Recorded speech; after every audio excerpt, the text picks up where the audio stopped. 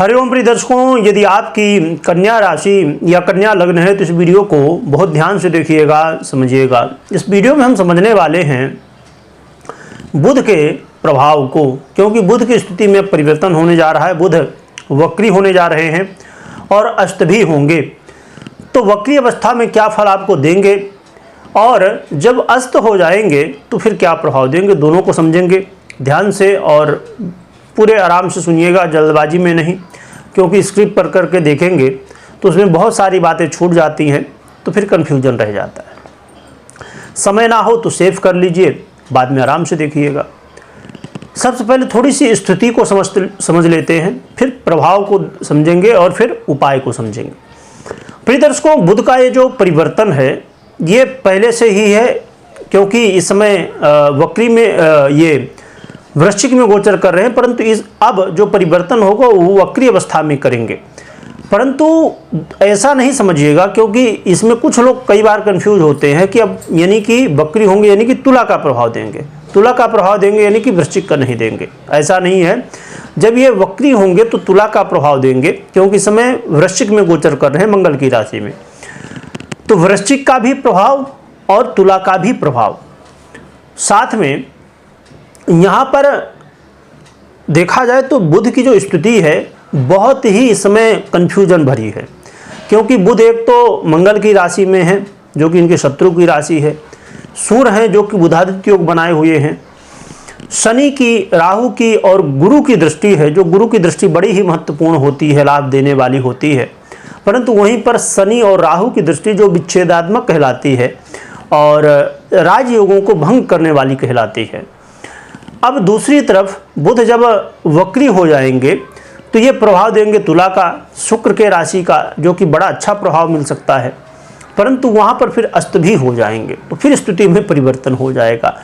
तो बुध का ये जो परिवर्तन इस समय चल रहा है बड़े लंबे समय के लिए और कई तरह की स्थितियों को लिए हुए चल रहा है। तो क्या प्रभाव मिलेगा आइए समझते हैं। पहले हम समझेंगे कि 26 तारीख को बुध वक्री होने जा रहे हैं, 26 नवंबर को। तो 26, 27 और 28 तारीख तक 3 दिनों में क्या प्रभाव होगा, क्योंकि 3 दिनों के बाद 29 तारीख को ये अस्त हो जाएंगे तो प्रभाव में बदलाव हो जाएगा। आइए समझते हैं। प्रिय दर्शकों, देखा जाए तो बुध महाराज इस समय आपके तृतीय भाव में गोचर कर रहे हैं वृश्चिक में, और जब ये वक्री होकर प्रभाव देंगे तो द्वितीय भाव का प्रभाव देंगे और आपके राशि के ही, लग्न के ही अधिपति हैं, साथ में आपके कार्य क्षेत्र के अधिपति हैं। तो आपके लग्न के या आपकी राशि है तो राशि के अधिपति हैं। इस समय आपको वाणी से बड़ा लाभ होगा। यदि ऐसा कोई काम है जो वाणी से आपका काम है, वकील हो गए, न्यायाधीश हो गए और किसी को सलाह देने का काम हो गया, जो भी ऐसे काम जो वाणी से संबंधित विशेष रूप से होते हैं वो बड़े प्रभावी होंगे इस समय आपके लिए, यानी कि लाभदायक सिद्ध हो सकते हैं। और यदि पैतृक संपत्ति को लेके आप परेशान थे, वाद विवाद था, कलह का माहौल था, तो ये कहीं ना कहीं पैतृक संपत्ति से संबंधित लाभ आपको देखने को मिल सकता है।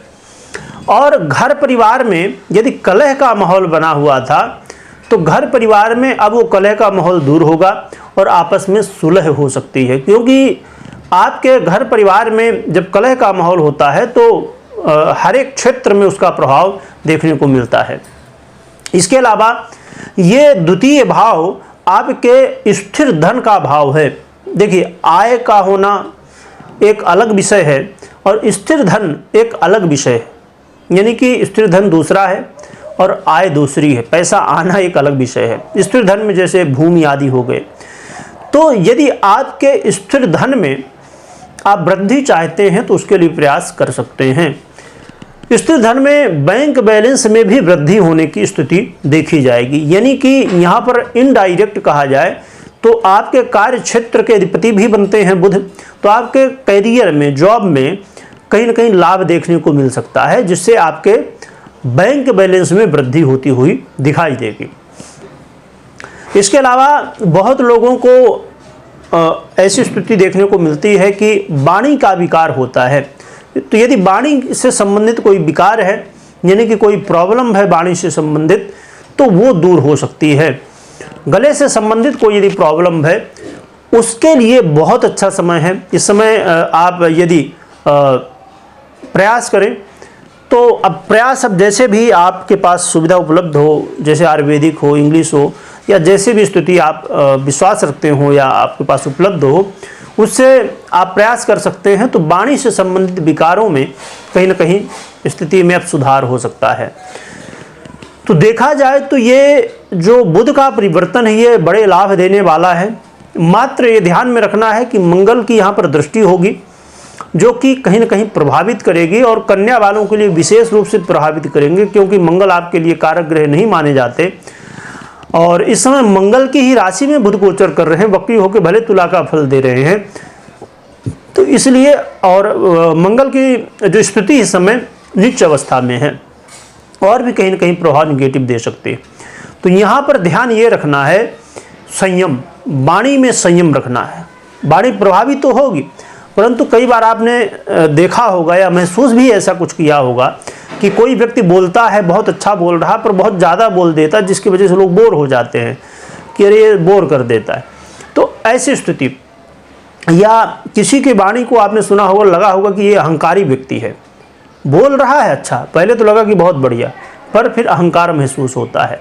तो कहीं ना कहीं इन स्थितियों को ध्यान रखना है कि वाणी तो प्रभावी होगी, परंतु कई बार वो अहंकार युक्त हो सकती है या किसी को जो है तो समस्याएं उत्पन्न कर सकती है।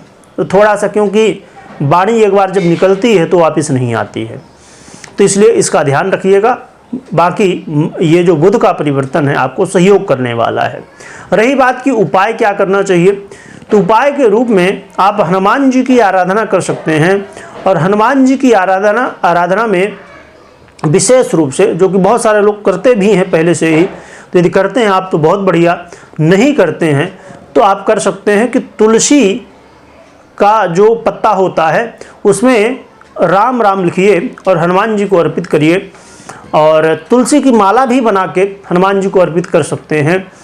और जब भगवान हनुमान जी को अर्पित करें तो वहाँ पर कोशिश करें कि थोड़ा समय दें, बैठें, और हनुमान चालीसा का पाठ हो गया या राम नाम का जप हो गया, तो बैठ के थोड़ा 5-10 मिनट, जितना भी ज़्यादा से ज़्यादा समय आप दे सकते हो, तो कोशिश करिए कि आपको जो है तो करना है। एक चीज़ और भी कई बार लोग प्रश्न जो है तो होता है, करे हमको इतना समय नहीं है मंदिर जाने का, हमें बैठने का। तो जब आपको इतना समय नहीं कि भगवान की सेवा नहीं कर सकते हो, तो फिर कुछ कैसे प्राप्त कर सकते हैं, क्योंकि बिना कुछ किए आपको कुछ प्राप्त नहीं हो सकता है। और मैं हमेशा जो उपाय बताता हूँ तो मेरी यही कोशिश होती है कि ऐसे उपाय हों जिनमें कोई विशेष खर्च ना हो और बड़े आसानी से आप अपनी दिनचर्या को करते हुए कर सकें भगवान की सेवा। अब कुछ लोग कहेंगे कि भगवान की सेवा में ही जो है तो हमको इतना समय लग जाता है। ये जीवन ही मिला है इस, अब समझ लीजिए जगत में हम फंसे भले हैं, पर इस जगत में जो हम कर रहे हैं वो तो ठीक है, संसारिक स्थिति है, परंतु विशेष रूप से मुक्ति की जो एक व्यक्ति जब गर्भ में होता है तो कामना यही करता है कि हम भगवान की सेवा करेंगे और भगवान की प्राप्ति कर लेंगे, मुक्ति प्राप्ति कर लेंगे, मुक्ति हो जाएगी। परंतु इस संसार में आने के बाद फिर इसी माया में फंस जाता है।